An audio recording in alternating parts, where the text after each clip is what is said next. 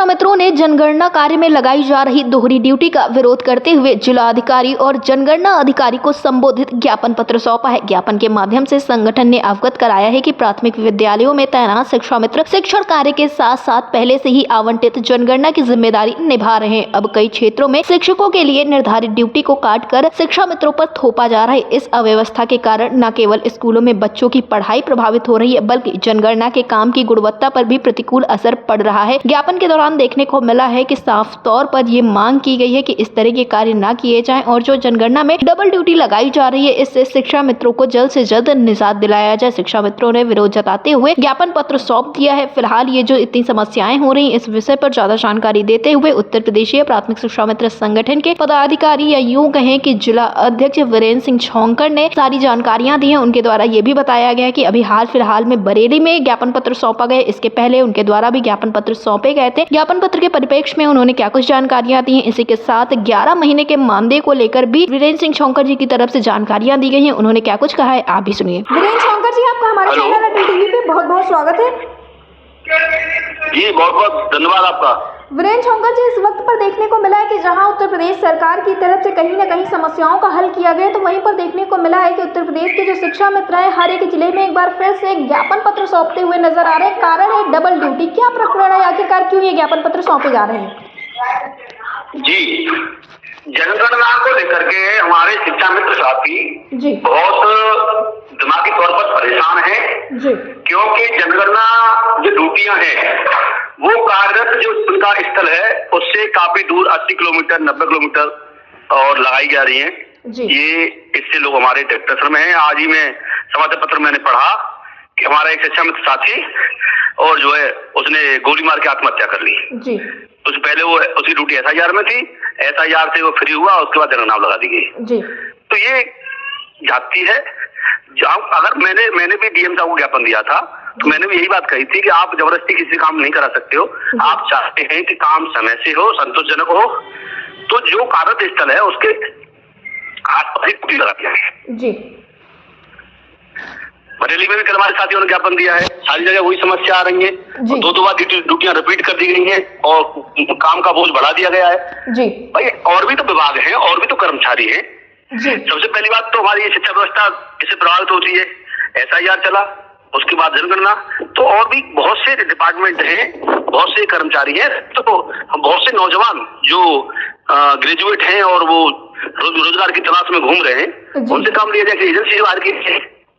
जी वीरेंद्र छोंकर जी, जो आप लोग की जनगणना में ड्यूटी लगाई जाती है, क्या इसके लिए कोई अतिरिक्त भुगतान किया जाता है?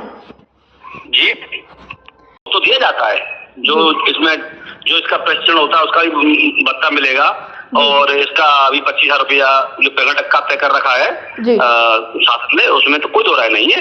लेकिन काम भी तो है, उसमें काम बहुत है। ऑनलाइन गणना होनी है, पहले मकान गणना होगी, उसके बाद जनगणना होनी है जी। लेकिन काम करने से हम लोग पीछे नहीं है। लेकिन सवाल इस बात का है, जब काम का दबाव आता है तो हमारे शिक्षा में साथियों को आगे कर दिया जाता है जी।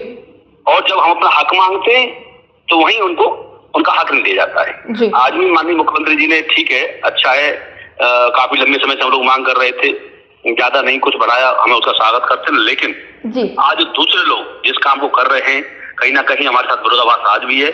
हमें तो उतना नहीं मिल रहा है जितना वो लोग पा रहे हैं। लेकिन जब काम का दबाव आता है तो वो लोग ड्यूटी कटवा करके पैसे के दम पे और हमारे शिक्षा में साथियों ड्यूटी लगा देते हैं जी। ये भी गलत है। ये भी देखने को आ रहा है कि ज्यादातर शिक्षक पैसा देकर के ड्यूटियां कटवा रहे हैं और शिक्षा में तो ड्यूटी लगाई जा रही है जी। और ये जो तहसीलों में जो कर्मचारी बैठे हुए हैं वो कहीं ना कहीं उसमें लिप्त हैं, वो सब मिली भगत से सारे काम कर रहे हैं। जी वीरेंद्र छोंकर जी, जिस तरह से देखने को मिला है कि आप लोगों ने अपनी तमाम समस्याओं को लेकर सरकार के सामने अपनी मांगों को रखा है और कहीं ना कहीं सरकार की तरफ से कहा भी गया है कि उन समस्याओं का हल किया जाएगा, लेकिन एक समस्या ये है जो आप लोगों को 15 दिनों का मानदेय नहीं मिलता है जब छुट्टियां होती हैं और टोटल मिला के फिर ये 1 महीने का हो जाता है, यानी कि सिर्फ और सिर्फ 11 महीने का ही मानदेय मिलता है। इसको लेकर तमाम बार आप लोगों की तरफ से मांगे की गई हैं, तो अब संगठन इस पर क्या कुछ कदम उठा सकता है?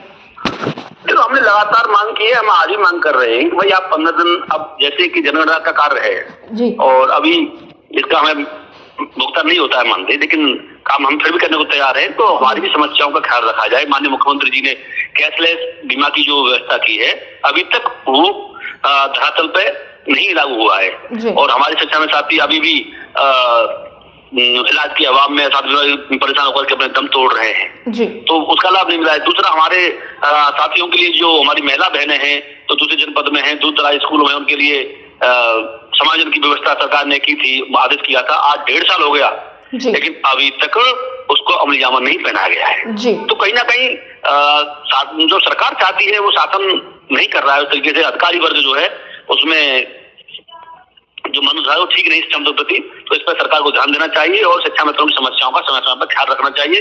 शिक्षा मित्रों को भी 12 महीने का मानदेय मिले और उनकी सेवा को बढ़ा करके 62 वर्ष का देना चाहिए, जिन्होंने 60 वर्ष की है। 62 वर्ष हम जब काम करने को तैयार है, हमारे लोग तैयार हैं, सारे लोग काम करना चाहते हैं तो उनकी सेवा 62 वर्ष करनी चाहिए। और एक स्थायी समाधान जो हम लगातार मांग करते आ रहे हैं, एक स्थायी समाधान होना चाहिए कि शिक्षा मित्रों की सेवा सुरक्षा ये होगी, 62 वर्ष होगी, 12 महीने का उनको पैसा मिलेगा और उनकी ये जीवन छुट्टियां मिलेंगी। तो सारी चीजें तय होनी चाहिए और हर वर्ष जैसे अन्य कर्मचारियों का साल में 2 बार डीए बढ़ता है तो शिक्षा मित्रों का भी कुछ पैसा बढ़ेगा जी, होना चाहिए। जी वीरेंद्र जी, एयरटेल टीवी से जुड़ने के लिए बहुत बहुत धन्यवाद। जी थैंक यू।